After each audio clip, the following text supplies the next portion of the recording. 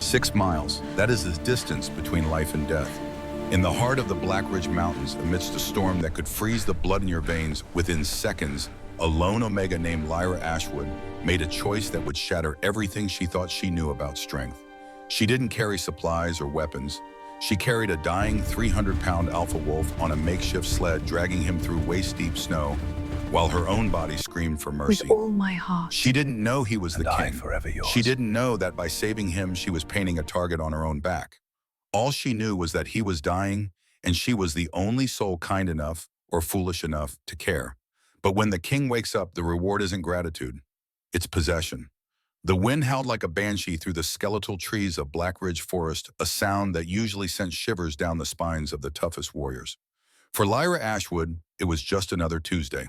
At 22 years old, Lyra was the definition of invisible. As an Omega in the Silver Peak Pack, she was ranked lower than the dirt the warriors walked on. She wasn't abused physically, not anymore at least, but the neglect was a cold, heavy blanket that suffocated slowly. She lived in a ramshackle cabin 3 miles outside the pack boundaries, tolerated only because she was the best herbalist in the territory. She brewed tonics for pregnant she-wolves. She crafted salves for training injuries. She mixed fever reducers for pups who couldn't shift yet. And in exchange, the pack's beta, a sour man with breath that smelled like whiskey and cruelty, allowed her to exist. Nothing more, nothing less. Today, the blizzard was a wall of white. Visibility was less than 5 feet.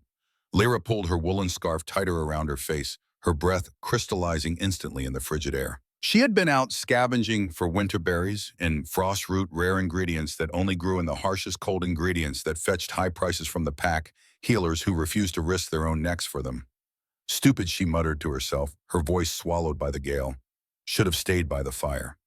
She turned to head back, her boots crunching heavily into the snow when she smelled it. Metallic, sharp, sweet, blood. It wasn't the scent of a deer or a rabbit. It was potent, laced with the distinct musk of a shifter, and beneath the iron tang of blood, there was something else, something rotting and acrid. Wolfsbane. Lyra hesitated. The sensible part of her brain, the part that had kept her alive as a lone Omega for 4 years, told her to run. An injured wolf meant trouble. A wolf poisoned with wolfsbane meant war assassins or rogue attacks. But Lyra was a healer before she was a survivor. Cursing under her breath, she followed the scent. She found him collapsed in a ravine, half buried in a drift. He was massive. Even in her limited experience seeing the pack warriors train, she had never seen a wolf this size. His fur was pitch black, darker than the deepest night, absorbing what little light filtered through the storm clouds. He was breathing in shallow, ragged hitches, his flank heaving with effort. Lyra slid down the embankment, losing her footing and tumbling into the snow next to the beast. Up close, the damage was terrifying.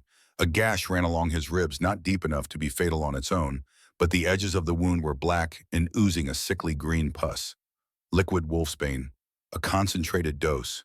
"Hey," she whispered, reaching out a trembling hand. "Can you hear me?"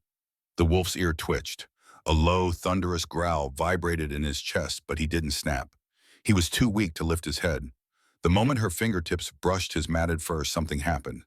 A spark, not metaphorical, not imagined. An actual electric shock jolted up her arm, sharp and sudden like touching a live wire. Lyra gasped and jerked back, staring at her hand. The tingling sensation spread from her fingers to her wrist, crawling up her forearm and settling somewhere deep in her chest, warm, insistent, alive. The wolf's golden eyes cracked open. Not yellow, not the amber of a normal shifter. Gold. Molten, burning gold. They locked onto hers with an intensity that stole the breath from her lungs. For a fleeting moment, the pain in his gaze was replaced by something else. Confusion, then recognition. He let out a soft huff, his wet nose nudging weakly against her palm, before his eyes rolled back and his head dropped into the snow. Lyra's heart hammered against her ribs. What the hell was that? She shook herself. Focus. He's dying. She scanned the area. He was miles from any territory lines. If she left him here to get help, he would be dead within the hour. The cold would finish what the poison started. But he was huge. In wolf form, he had to weigh nearly 300 pounds. Lyra was 5'4" and weighed $120, soaking wet. "You're going to owe me for this," she grunted, uncoiling the rope she used for bundling firewood. She didn't have a sled. She had a thick, expansive tarp she used to drag wood back to her cabin. It would have to do. Getting him onto the tarp was a battle of physics and sheer will. She grabbed his front paws, apologizing profusely as she hauled his dead weight. The wolf whined a sound of agony that tore at her heart. I know, I know, she gasped, sweat already beading on her forehead despite the freezing temperatures. Work with me, big guy. It took 20 minutes just to get him onto the tarp. By the time she secured the ropes around her waist and shoulders, Lyra's legs were burning. She looked up at the incline of the ravine. Then she looked at the compass on her wrist. Her cabin was 6 miles away. 6 miles through a blizzard that was rapidly turning into a whiteout. One step, she told herself, digging her boots into the ice. Just one step. She leaned forward, straining against the rope. The weight dug into her hips, bruising the skin instantly. The wolf moved an inch, then another. The trek was a nightmare. Every 100 yards, Lyra had to stop, her lungs burning as if she'd inhaled glass. The snow was deepening, dragging at the tarp, creating friction that made the wolf feel like he weighed a ton. Mile 1. Her thighs screamed. Her shoulders felt like they were being pulled from their sockets. The rope bit into her waist, cutting through her coat and leaving raw, bleeding welts on her skin. Keep going. 1 foot, then the other. Mile 2. The feeling in her toes was gone. Her fingers were numb inside her gloves. She couldn't feel her face anymore, just a dull, throbbing cold that had seeped into her bones. She thought about stopping, just for a minute, just to catch her breath. But when she looked back at the wolf, his chest was barely moving. Don't you dare die on me, she hissed through chattering teeth. You hear me? I am not dragging your heavy carcass through hell just for you to become a popsicle. Mile 3. The hallucinations started. She saw her mother Alara standing in the trees, beckoning her forward with a sad, knowing smile. Alara had died 4 years ago, wasting away from a sickness no healer could cure. In her final moments, she had gripped Lyra's hand and whispered, You are stronger than you know, my brave girl. Compassion is strength. Not today, Lyra whispered, blinking hard to clear the vision. Not today, Mama. Mile 4. Her body was shutting down. Hypothermia was setting in. She recognized the symptoms from her training. Confusion, drowsiness, the dangerous seductive urge to just lie down in the snow and sleep. She stopped, fell to her knees, crawled back to the wolf. He had stopped shivering. That was a bad sign. When the body stopped trying to warm itself, it meant the core temperature had dropped too low. She pulled off her heavy outer coat, the only thing keeping her alive, and draped it over the wolf's torso. It left her exposed to the biting wind in just her wool sweater, but his body heat was failing. Stay with me, she commanded, placing her hands on his massive head. For a second, his eyelids fluttered open. Those gold eyes found hers again. There was no pain this time, no confusion, just gratitude, and something deeper, something that made her chest ache in a way she didn't understand. He nudged her hand with his nose, exhaling a warm breath against her frozen skin before his eyes closed again. Lyra scrambled to her feet, ignoring the screaming of her frozen muscles. She harnessed herself back in. 3 more miles, she screamed into the wind, tears freezing on her cheeks. Just 3 more miles, mile 5. She saw tracks in the snow. Not hers, not the wolf's. Boot prints, multiple sets. 2 different groups by the look of it, converging from opposite directions. Someone was tracking them. Panic flared in her chest, hot and sharp. This wasn't an accident. The wolf hadn't crashed randomly. He'd been hunted, and whoever had done it was still out there making sure the job was finished. Lyra looked down at the unconscious wolf. She thought about abandoning him, saving herself. But the moment the thought crossed her mind, shame burned hotter than fear. No, she whispered. No one deserves to die alone. She gritted her teeth and pulled harder. Mile 6. The last mile was a blur of agony. Lyra fell 4 times. The 4th time, she didn't think she could get up. The snow was waist deep now. The wind was knocking trees down around them, branches crashing like thunder. But the image of those gold eyes haunted her. He was fighting so hard to stay alive. The least she could do was walk. When the outline of her cabin finally appeared through the white haze, Lyra didn't feel relief. She felt nothing. She was numb, body, mind, soul. She dragged the tarp up the small ramp to her porch, her vision tunneling. She kicked the door open, the warmth of the dying embers in her hearth spilling out like a benediction. With one final primal scream of effort, she hauled the wolf across the threshold and collapsed onto the floorboards. The door slammed shut behind them, driven by the wind. Silence fell, broken only by the crackle of the wood stove and the ragged breathing of the dying beast. Lyra lay there for a full minute, staring at the ceiling, unable to move her fingers. She had done it. But as she turned her head to look at the massive black wolf filling her tiny living room, she realized the hardest part hadn't even started yet. She had to extract the poison. And she had a sinking feeling that if this wolf died in her cabin, whoever poisoned him would come for her next. Lyra forced her body to move. Every joint felt like it was rusted shut. She crawled toward the wood stove, shoving 3 large logs into the embers and blowing until flames licked up the chimney. The heat hit her face, stinging her frostbitten cheeks. She stripped off her wet gloves and boots, wincing as the blood rushed back into her extremities. It felt like needles piercing her skin, but there was no time for self-pity. She turned to the wolf. The heat of the cabin was helping. His breathing was slightly deeper, though still raspy. She needed to clean the wound before he shifted back. Shifting with a wound full of wolfsbane usually resulted in the poison fusing to the human form, causing organ failure.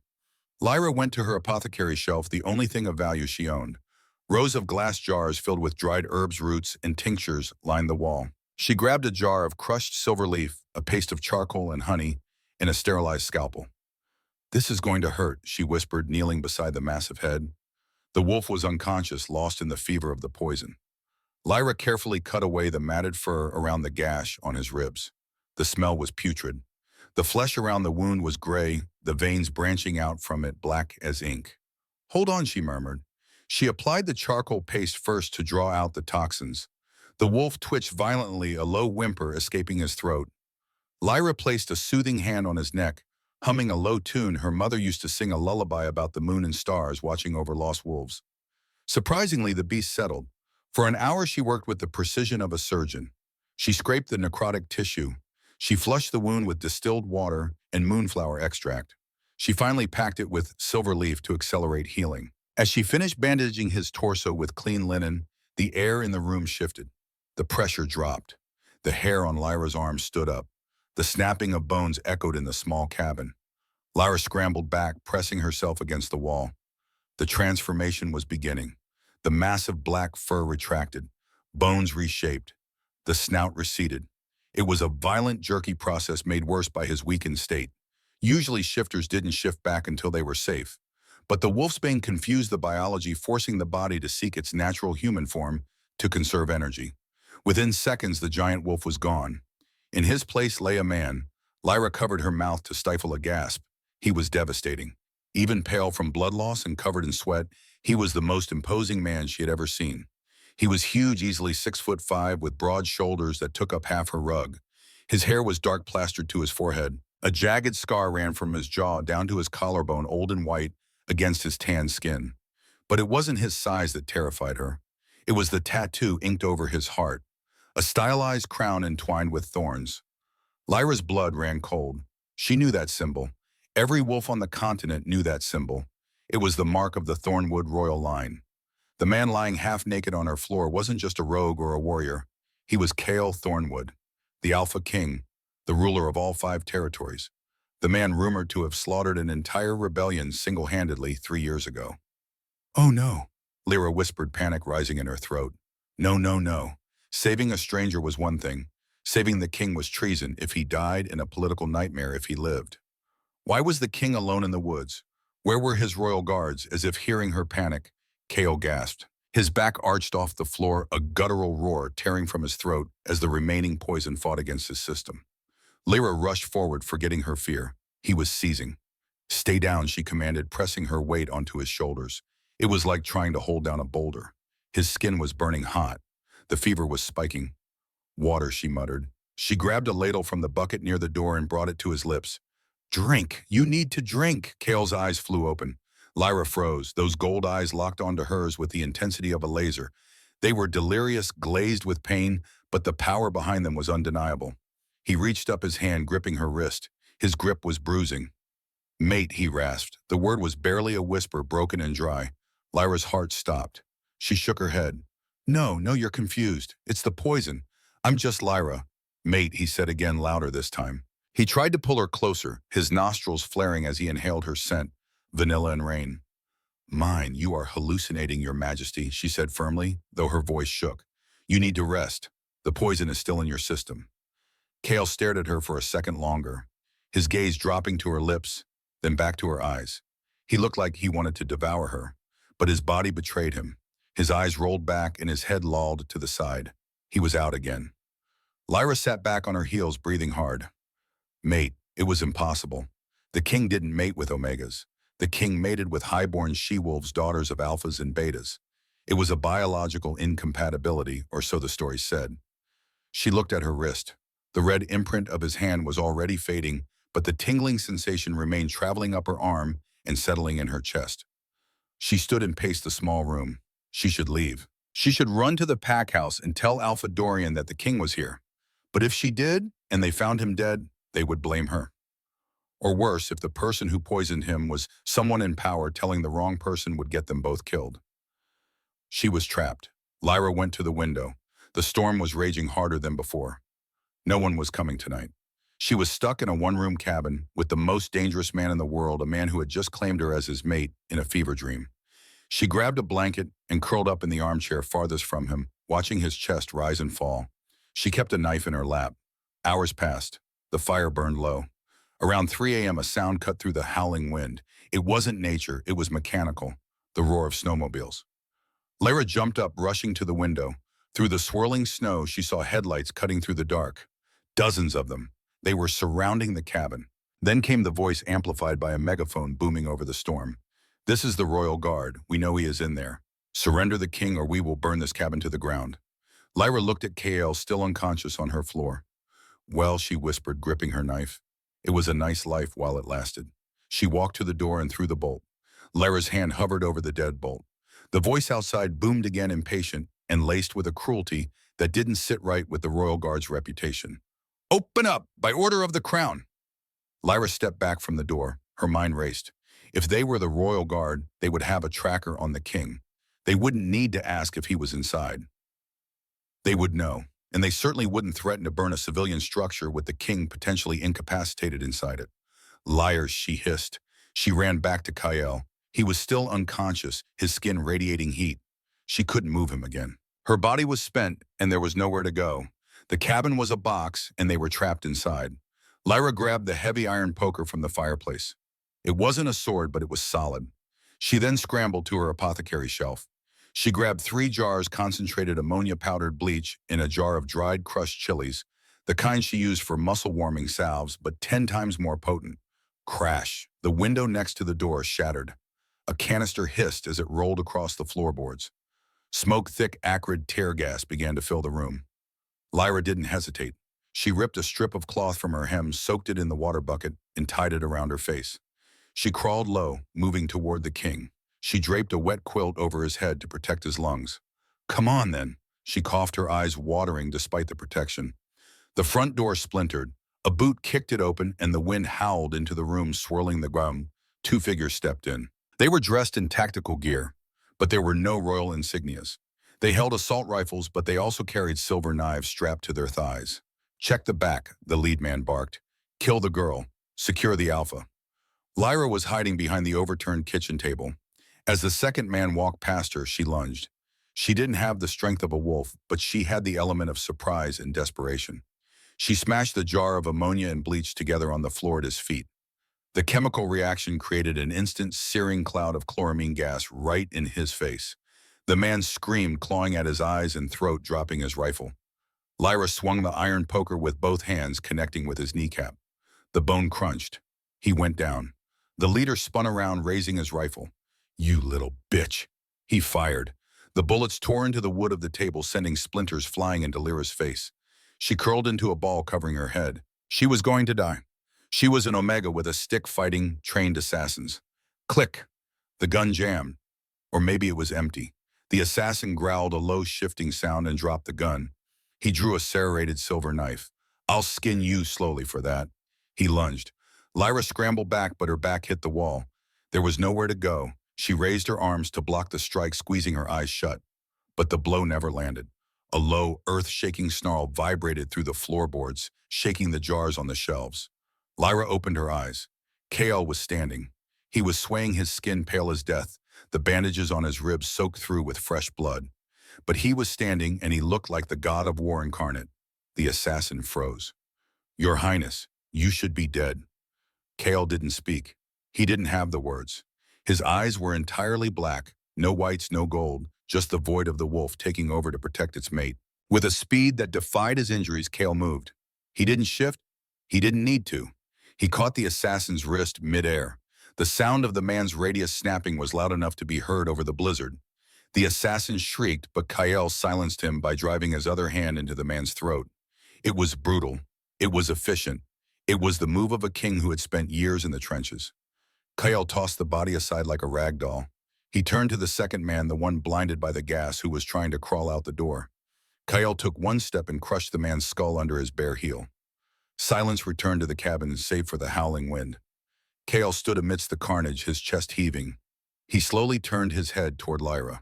The black slowly receded from his eyes, revealing the molten gold underneath. He blinked, confusion warring with adrenaline. He looked at the bodies. Then he looked at Lyra, who was trembling, clutching the iron poker, her face streaked with soot and blood. He took a step toward her. Lyra flinched. She couldn't help it. The violence she had just witnessed was unlike anything she had ever seen. Kale stopped instantly. A look of pained realization crossed his face. He held out a hand, palm up. Did they? His voice was like gravel grinding together. Did they hurt you? Lyra dropped the poker. It clanged loudly on the floor. No, I'm okay. Kale's knees buckled. Lyra rushed forward, catching him before he hit the ground. He was heavy, scorching hot. The adrenaline was fading and the poison was reclaiming its territory. You idiot, she sobbed, sliding to the floor with him cradling his head in her lap. You shouldn't have moved. You ripped your stitches. Kale looked up at her, his vision blurring. He reached up his thumb, brushing away a smudge of soot on her cheek. You fought? He whispered, a ghost of a smile touching his lips. My Omega fought. I'm not your Omega, she argued weakly, applying pressure to his bleeding side. We'll see, he murmured. Suddenly, the sound of rotors cut through the air. A spotlight beamed down from the sky, illuminating the snow outside brighter than day. This is Commander Thaddeus Stone of the Elite Royal Guard. A voice amplified from a helicopter boomed. Surround the perimeter. Leave no survivors. Lyra stiffened. More of them. Kale's eyes struggled to stay open. Thaddeus, he breathed out. Thaddeus is good. Moments later, the doorway was filled with wolves in black armor. They moved differently than the first group, disciplined, synchronized. A tall man with a scar running through his eyebrow entered, first, his gun drawn. He saw the dead bodies. He saw the king on the floor. And he saw a small, terrified woman covered in blood holding the king. Step away from him, Thaddeus roared, aiming his weapon at Lyra. Don't you dare, Lyra screamed back, her protective instinct overriding her common sense. He's bleeding out. If I let go, he loses pressure. Thaddeus paused, shocked by the defiance in the tiny woman. Kale let out a low, warning growl. It was weak, but the command in it was absolute. He grabbed Lyra's hand, interlacing their fingers. Mine, Kale choked out, staring directly at his commander. Save her. Then the king's hand went limp. The next 6 hours were a blur of noise and lights. Lyra was separated from Kyle the moment the chopper touched down at Silver Peak Pack House, the nearest stronghold safe enough for the king. She was manhandled by medics, pushed aside by warriors, and looked at with open suspicion. She tried to tell them about the wolfsbane, about the dosage, about the silver leaf she had packed into the wound, but a haughty royal doctor had simply shoved her toward a waiting area. We know how to treat our king, girl. Go sit down before you get arrested for obstruction. Now she sat on a velvet chair in the grand hallway of the pack house, still wearing her blood-stained sweater and muddy boots. The contrast was stark. The Silver Peak Pack was wealthy, their floors made of marble, their chandeliers dripping with crystal. Lyra, the herbalist from the woods, looked like a stain on their pristine carpet. She was exhausted. Her hands shook. The adrenaline had worn off, leaving behind the throbbing pain of frostbite in her toes and the deep, aching bruise around her waist where the sled rope had dug in. She wrapped her arms around herself, shivering. No one offered her a blanket. No one offered her water. Alpha Dorian Frost, the leader of the Silver Peak Pack, was pacing down the hall, talking in hushed tones with Commander Thaddeus. Dorian was a heavy-set man with greasy hair and a politician's smile, a smile that was currently absent. I had no idea he was in my territory, Dorian was saying, sweating profusely. If you had known, maybe he wouldn't have been ambushed 3 miles from your border, Thaddeus replied coldly. We are investigating how the assassins knew his route, and until we know, everyone is a suspect, including you, Frost. Dorian paled. He turned and his eyes landed on Lyra. His expression darkened. And what is she doing here? Dorian sneered, walking over. The outcast? Did she lure him into the trap? Lyra stiffened, standing up. I saved him. Dorian laughed, a cruel barking sound. You, an Omega who can't even shift properly. You saved the Alpha King. He turned to Thaddeus. She's a liar and a thief. She probably stole from his body while he was unconscious. I'll have her thrown in the cells until she confesses. No, Lyra said, her voice trembling but firm. I dragged him 6 miles. I pulled the poison. I kept him alive. 6 miles, Dorian stepped into her personal space using his alpha aura to suppress her. The weight of it hit her like a physical blow, forcing her knees to bend. Do not lie to me, girl. You are nothing. You are dirt. Lyra gasped for air, the submission instinct warring with her anger. Enough, Thaddeus said, stepping between them. The king gave an order regarding her.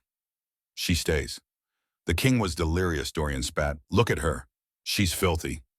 Suddenly, the double doors at the end of the hall banged open. A nurse ran out, looking terrified. Commander, he's awake. He's tearing the restraints. Thaddeus's eyes widened. Is he in pain? No, the nurse stammered. He's asking for someone. He's asking for Lyra. The silence in the hallway was deafening. Alpha Dorian's jaw dropped. Thaddeus turned to Lyra. Come with me. Now. Lyra didn't wait. She ran past them, her boots squeaking on the marble. The Royal Medical Wing was in chaos. Equipment was overturned. 2 doctors were cowering in the corner. Kale was sitting on the edge of the bed, ripping IVs out of his arms. He was shirtless, his torso wrapped in fresh white bandages that were already spotting with blood. His eyes were wild, darting around the room. Where is she? He roared, his voice cracking the glass of the medicine cabinet. If you touched her, I will burn this pack to the ash. Kale, Lyra called out from the doorway. Kale's head snapped up. The moment he saw her, the feral energy in the room dissipated instantly, replaced by a vacuum of relief. Lyra. He didn't wait for her to come to him. He tried to stand stumbling. Lyra ran to him, catching him by the arms.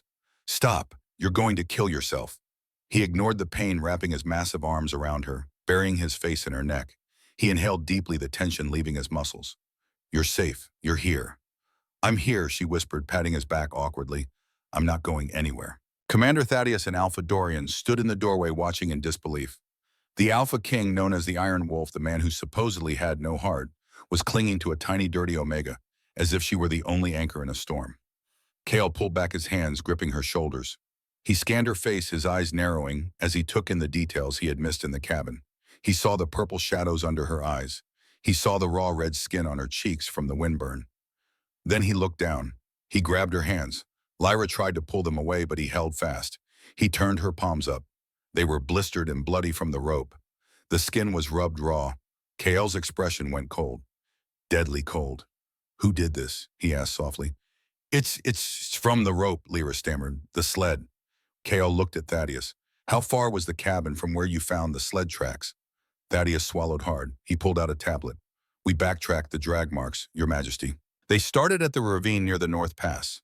Kale looked back at Lyra. That's 6 miles, he said, his voice thick with emotion. You dragged me 300 pounds through 6 miles. Lyra shrugged, looking at her feet. You were heavy. Kale let out a breath that sounded like a sob. He pulled her hands to his lips, kissing the bloody palms. Why? Because you were dying, she said simply, and no one deserves to die alone in the snow. Kale closed his eyes for a second. When he opened them, the vulnerability was gone, replaced by the resolve of a king. He looked over Lyra's shoulder at Alpha Dorian, who was trembling in the doorway. Frost, Kale said. His voice was quiet, but it carried the weight of an executioner's blade. Yes, Your Majesty, Dorian squeaked. My mate Kale said, squeezing Lyra's hand. She lives in a shack in your woods. She wears rags. She is malnourished. And yet she has more honor in her little finger than you have in your entire bloodline. Dorian stammered. Your Majesty, she is just an Omega. She is your queen. Kale snarled the alpha tone, bringing everyone in the room to their knees, including Thaddeus. Only Lyra remained standing, anchored by his grip. From this day forward, Kale announced, his eyes never leaving Lyra's stunned face, any disrespect shown to her is an act of treason against the crown, punishable by death. He looked back at Lyra, his gaze softening. You saved my life, Lyra Ashwood. Now let me give you yours. Lyra looked at the man she had dragged through hell. She saw the promise in his eyes, but she also saw the danger. She wasn't just an invisible Omega anymore. She was the Luna of the entire kingdom. And the people who tried to kill Kale were still out there. I don't need a kingdom, Kale, she whispered. I just need a nap.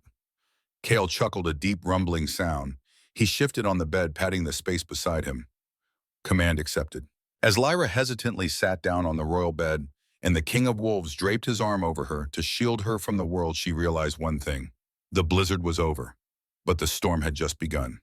The journey to the capital took 2 days, a convoy of armored SUVs winding through the treacherous mountain passes that separated the wild north from the Central Territories. For Lyra, it felt like traveling to another planet.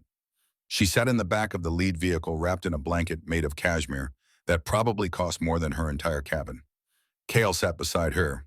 He refused to be separated from her even for a moment.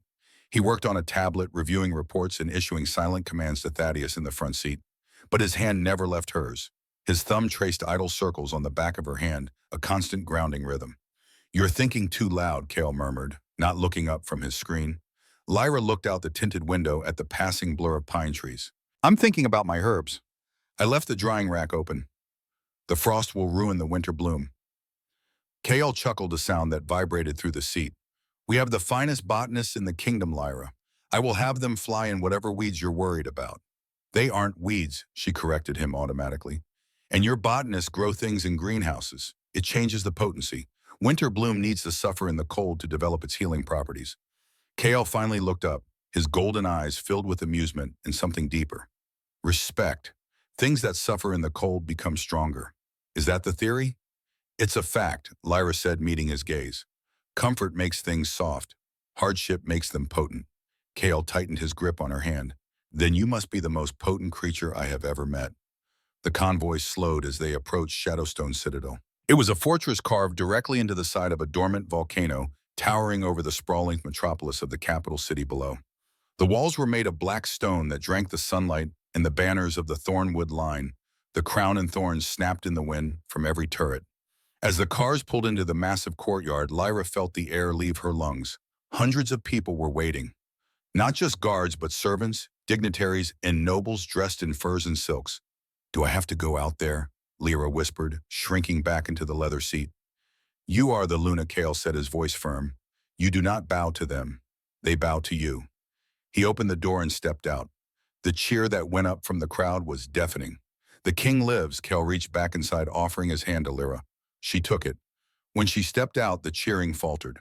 Lyra was wearing a tracksuit borrowed from one of the female medics. Her hair was tied back in a messy bun. She had no jewelry, no makeup, and she walked with a slight limp from the strain of the trek.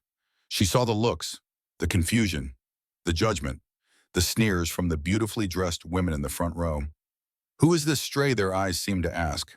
"Why is the king holding the hand of a servant?" Kale sensed her discomfort. He stopped walking. The silence in the courtyard grew heavy. He pulled Lyra flush against his side, his arm wrapping around her waist like a steel band. He scanned the crowd, his alpha aura rolling out like a tidal wave, forcing every wolf present to bare their necks in submission. "Raise your heads," Kale commanded. His voice wasn't loud, but it carried to the back of the courtyard. The crowd obeyed. "This is Lyra," Kale announced. "She carried me through the White Death. She bled so that I could live. You look at her and see an Omega. I look at her and see the only reason your king is standing before you." He paused, his gaze landing on a tall, elegant woman standing near the entrance. Lady Seraphine Sterling, the daughter of a southern duke. She had a look of pinched distaste on her face. "Anyone," Kale continued, his voice dropping to a dangerous growl, "who finds her presence unworthy can leave my city now. If you stay, you will show her the same reverence you show me." Lady Seraphine paled and quickly bowed her head low. The rest of the court followed suit, a ripple of movement like wheat in the wind. "Come," Ko whispered to Lyra. "Let's get you something to eat." Inside the palace was a maze of gold and velvet. Lyra was whisked away by a team of maids, efficient, silent women who treated her with terrified politeness. They bathed her in a tub the size of a swimming pool, scented with lavender and rose oil to mask the lingering smell of wolfsbane and sickness. They dressed her in a gown of deep midnight blue made of silk so soft it felt like water. It had long sleeves to hide the bruises on her arms, but the back was open, revealing the delicate curve of her spine. When Lyra finally looked in the mirror, she didn't recognize herself. The girl staring back wasn't the lonely herbalist from the woods. She looked regal, but her eyes were the same, watchful, wary. She was led to the king's private study. Kale was waiting for her. He had cleaned up as well, wearing a crisp black suit that emphasized the width of his shoulders. He was standing by the fireplace reading a document. When she entered, he stopped. The paper fell from his hand. He walked over to her, stopping inches away. He didn't touch her, but the heat radiating from him was palpable. Beautiful, he breathed. It itches, Lyra said, tugging at the silk. Kale laughed, the tension breaking. I'll have them burn it and bring you sweatpants. Please do. His expression turned serious. He gestured to the document on the floor.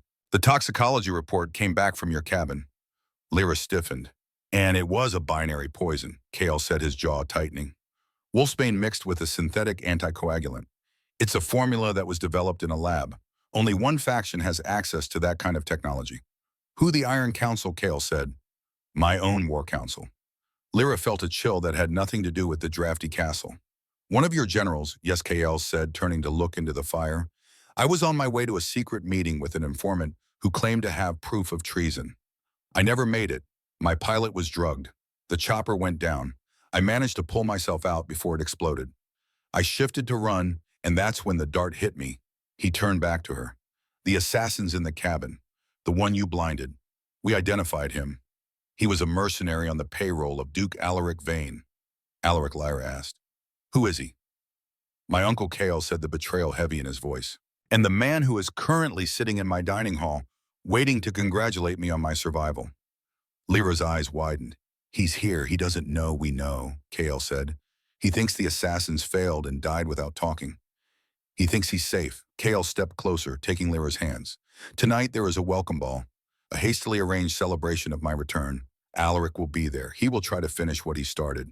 He won't use a knife or a gun this time. He'll use something subtle, Poison Lyra whispered. Exactly, Kale said. I need you, Lyra. Not just as my mate. I need your eyes. I need your nose. You know poisons better than anyone. Can you do this? Can you walk into a room full of vipers and spot the snake? Lyra looked at the man who had claimed her. She looked at the scar on his neck, the vulnerability in his eyes. He was the king of the world. But in this castle, he was just as hunted as she had been in the woods. She squeezed his hands. I carried you 6 miles, Kale, she said softly. I can handle a dinner party. The grand ballroom of Shadowstone Citadel was a spectacle of excess. Chandeliers the size of carriages hung from the vaulted ceiling, casting a golden glow over 500 guests. The air was thick with the scent of expensive perfume roasted meats and the underlying metallic tang of fear. Everyone knew the king had been attacked. Everyone knew the traitor was likely in the room. Lyra walked in on Kael's arm. The herald announced them not as the king and his guest, but as His Majesty King Kael Thornwood and his mate, the Lady Lyra Ashwood. The murmur that went through the crowd was like the buzzing of angry bees. They descended the grand staircase. Lyra focused on her breathing. In for 4. Hold for 4. Out for 4. She scanned the room, her senses dialed up. She saw the fake smiles. She smelled the adrenaline spiking in the guards. She watched the wolves pretending not to stare while cataloging every detail of the Omega who had somehow captured their king. At the bottom of the stairs, a man approached. He was older, with silver hair slicked back from a high forehead. He wore a smile that didn't reach his cold blue eyes. A sash of medals stretched across his chest, military honors, diplomatic achievements, all the glittering proof of a lifetime spent in service to the crown. Kale, the man boomed, opening his arms. By the goddess, it is a miracle. Uncle Alaric Kale said, his voice smooth as glass. He didn't hug the man. He clasped his forearm in a warrior's greeting, squeezing just hard enough to be a warning. It takes more than gravity to kill me. Alaric laughed, but his eyes darted to Lyra. They narrowed instantly, cold calculation flickering behind the jovial mask. And this must be the savior. The little wood nymph, Lyra. She corrected him, keeping her voice steady. And I prefer herbalist. Charming, Alaric sneered. Truly, Kael, you have always had a taste for the rustic. Careful, Uncle Kael said, a low growl threading through his words. You are speaking to your future queen. Alaric stiffened. Of course. My apologies.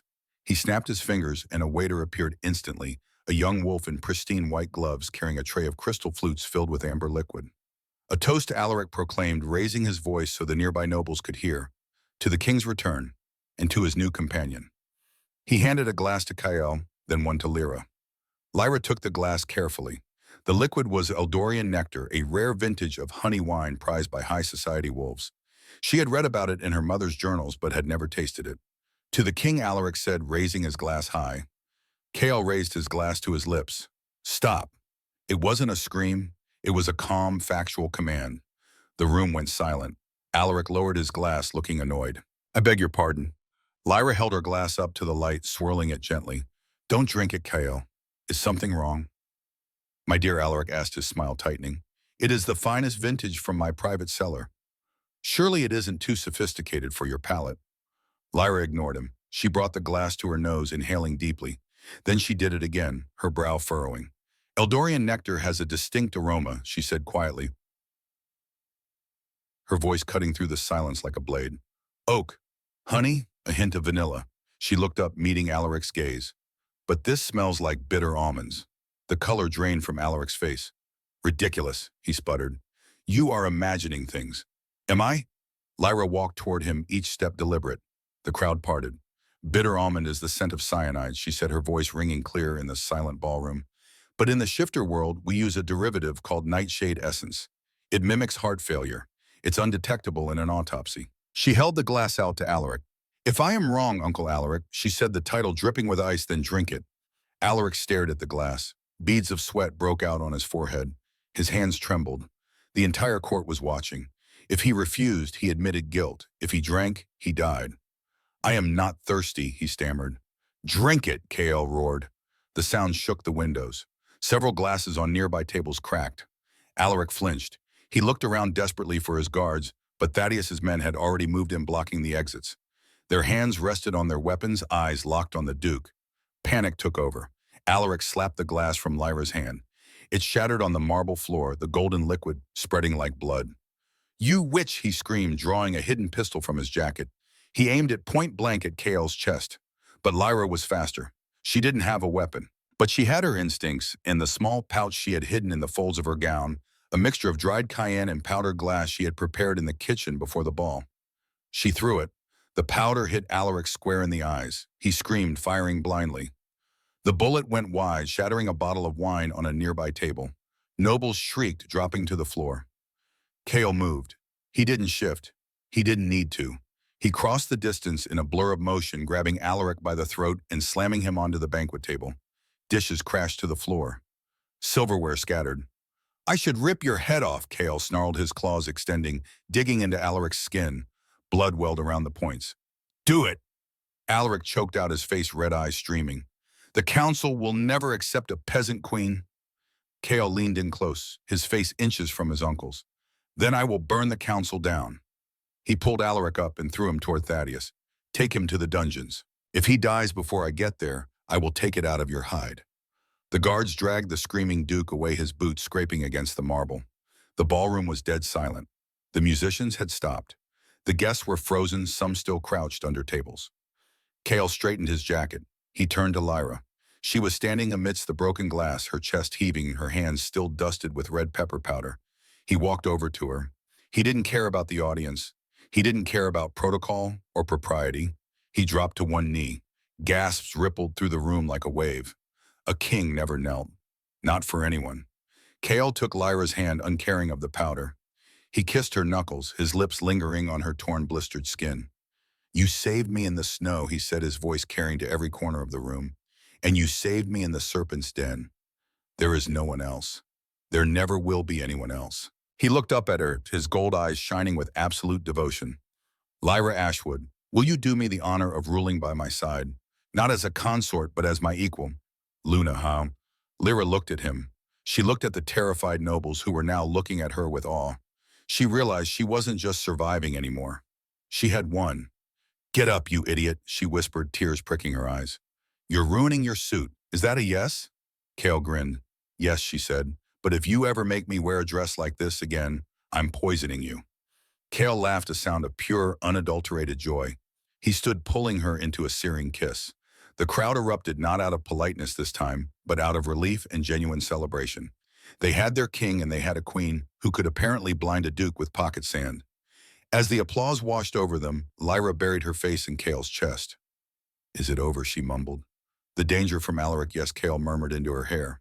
But you just proved you are smarter and more dangerous than any aristocrat here. Now we have to deal with the wedding. Lyra groaned. Can we just go back to the cabin? Maybe for the honeymoon, Kale winked. The celebration continued, but the atmosphere had shifted. The nobles who had sneered at Lyra now approached with cautious respect. They offered congratulations, their smiles tight, their eyes calculating. Lady Seraphine Sterling was one of them. She approached the dais where Kael and Lyra sat, her ice-blue gowns shimmering in the candlelight. She sank into a deep curtsy.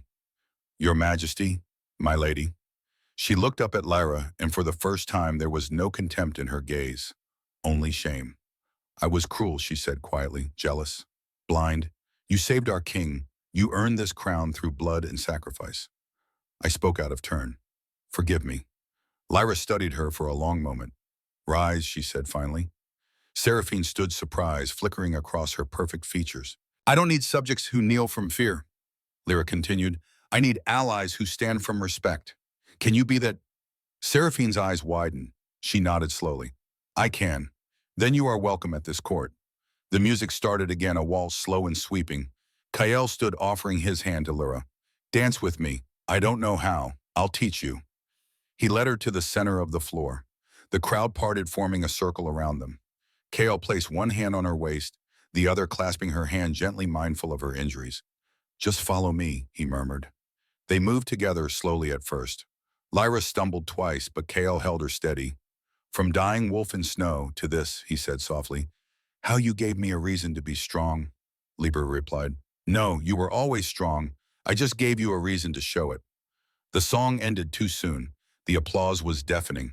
But before they could leave the floor, the massive doors at the end of the hall banged open. A man strode in, flanked by 6 warriors. He was built like a mountain, 6'6", barrel-chested, with a thick beard and cold gray eyes. His clothes were simple compared to the finery around him, more suited to a battlefield than a ballroom.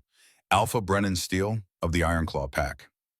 The room fell silent. Brennan walked straight toward the dais, his boots echoing on the marble. His warriors fanned out behind him. He stopped 10 feet from Kael and Lyra. He did not bow. "Your Majesty," Brennan said, his voice like grinding stone. "I heard you took a mate. Word travels fast," Kael replied, his tone neutral, but his body coiled ready. Brennan's eyes slid to Lyra. "An Omega." His lip curled. "I will not bow to a weakling," he said flatly. "She is fit for breeding and healing. Nothing more. The Ironclaw Pack demands a Luna who can fight, who can lead warriors. This girl is neither." Kael's eyes flashed pitch black. "Say that again, Brennan, and you will leave without a tongue." The tension in the room was suffocating. Guards moved to surround Brennan, but Lyra held up a hand. "Wait," she said quietly. Kael looked at her, surprised. Lyra stepped forward, descending from the dais. She walked toward Brennan, her gown whispering against the floor. She stopped directly in front of him, craning her neck to look up at his face. "You doubt my ability to lead," she said calmly.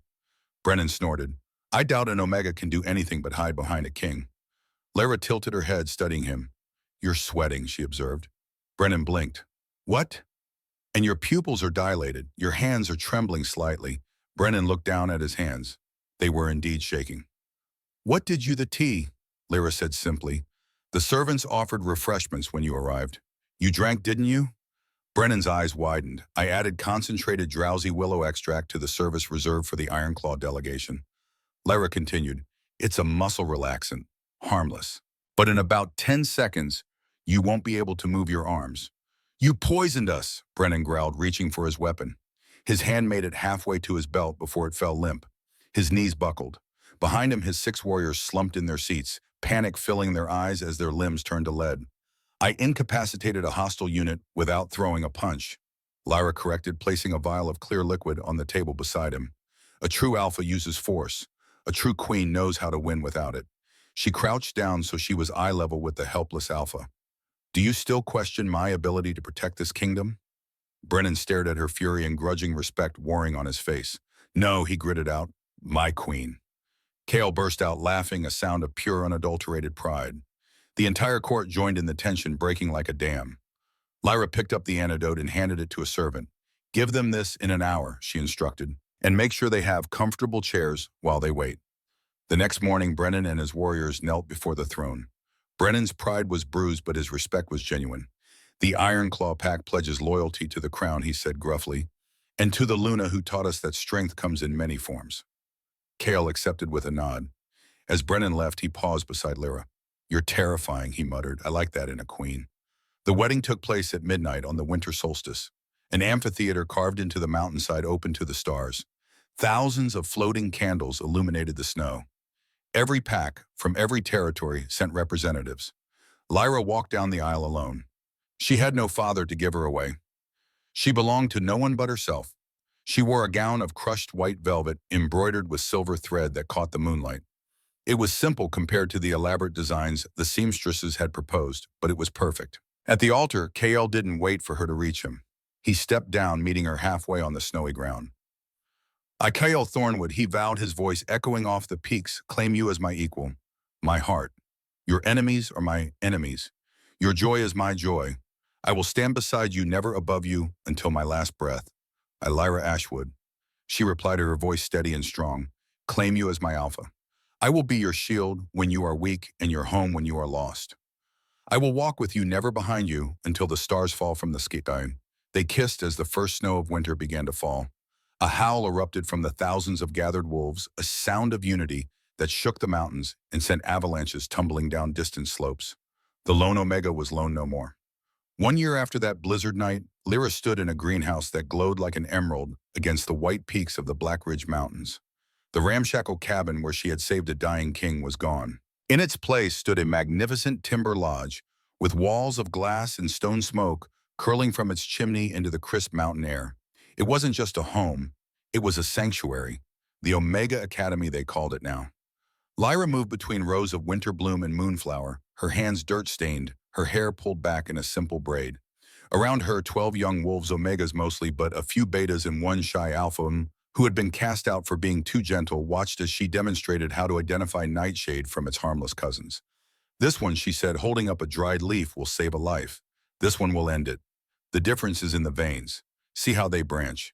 A young girl no more than 16 with hopeful eyes and scars on her wrists from silver shackles leaned closer. How do you remember it all, Lady Lyra? Lyra smiled softly.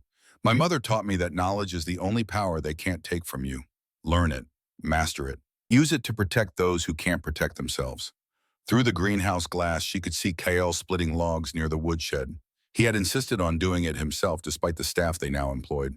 Some habits, he said, kept a king humble. He looked up to caught her watching and grinned. Her heart still skipped. By nightfall, the students had retired to the dormitory wing of the lodge. Lyra and KL sat on the porch wrapped in furs, watching the sunset paint the mountains in shades of gold and crimson. Lyra's hand rested on the gentle swell of her belly. 5 months along, and the pup inside her was already strong. She could feel the tiny kicks, the restless energy of new life. Any regrets, KL asked, pulling her closer. Lyra pretended to think about it. Only that I didn't drag you 8 miles, KL laughed, the sound echoing across the valley. In the months since the wedding, the kingdom had transformed. Duke Alaric Vane had been tried and sentenced to life imprisonment in the obsidian cells beneath Shadowstone. His assets were seized, his name struck from the rolls of honor. Alpha Dorian Frost had been stripped of his title for negligence and conspiracy. The Silver Peak Pact was dissolved, its territory absorbed its former members, given the choice to integrate into neighboring pacts or start fresh in the capital. Exile ceremonies were banned across all 5 territories. Omega rights were enshrined in law. And Lyra, the invisible Omega, who had once lived in a shack tolerated, but never valued, now sat on the High Council as Luna Queen, her voice carrying weight that made generals and nobles alike sit up and listen. She had proven again and again that strength didn't require claws or fangs. It required courage, intelligence, compassion. The stars emerged one by one, piercing the darkening sky. KL stood offering his hand. Come, there's something I want to show you. He led her down a path she knew well, the trail to the ravine where she had found him. They walked in comfortable silence, their breaths misting in the cold air. At the edge of the ravine, KL stopped. A monument stood there now. Simple, elegant, a slab of black stone with gold lettering that glowed in the moonlight. Here an Omega chose compassion over fear. Here a queen was born, 7.5 miles from death to destiny. Never forget that strength comes in unexpected forms. Lyra's throat tightened. You measured it. Down to the inch, KL said quietly. I wanted the world to know what you did. Not for me, for every Omega who's ever been told they're worthless. Tears slipped down Lyra's cheeks. KL brushed them away with his thumb. You changed everything, Lyra. You changed me. You changed the kingdom. You proved that the smallest wolf can have the biggest heart. They stood there hand in hand as the first stars of winter blazed overhead. And then, as if on cue, they shifted. KL's massive black wolf stood beside Lyra's smaller gray wolf. They touched noses, a gesture of equals, partners, mates. And then they ran. They ran through the forest, through the snow, their howls harmonizing in the night.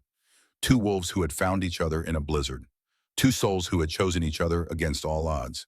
And as they disappeared into the darkness, Lyra's voice, quiet, sure, unshakable, spoke one final time. They said I was broken, useless, trash. But they were wrong, because true strength isn't claws or fangs or the ability to dominate others. It's the will to stand when the world wants you to kneel. It's the courage to care when caring could cost you everything. It's the choice to be kind in a cruel world. I went from invisible Omega to crowned queen, not because of bloodline or destiny or fate, but because when everyone else ran, I stayed. I fought, I survived, and I claimed my life on my own terms. 7.5 miles through a blizzard. That's the distance I traveled. But the journey from worthless to worthy, that distance is measured in courage, not miles. And anyone can walk it. If they're willing to drag a dying wolf through hell, if they're willing to stand up to a duke with nothing but pocket sand, if they're willing to believe that they are enough exactly as they are. The snow began to fall soft and silent, and in the distance, two wolves howled, not in mourning, not in loneliness, but in joy, because the Omega who had once been invisible had become unforgettable, and her story would be told for generations. A reminder that heroes don't always look like warriors. Sometimes they look like healers. Sometimes they look like the smallest wolf in the pack. And sometimes they save the world one act of compassion at a time.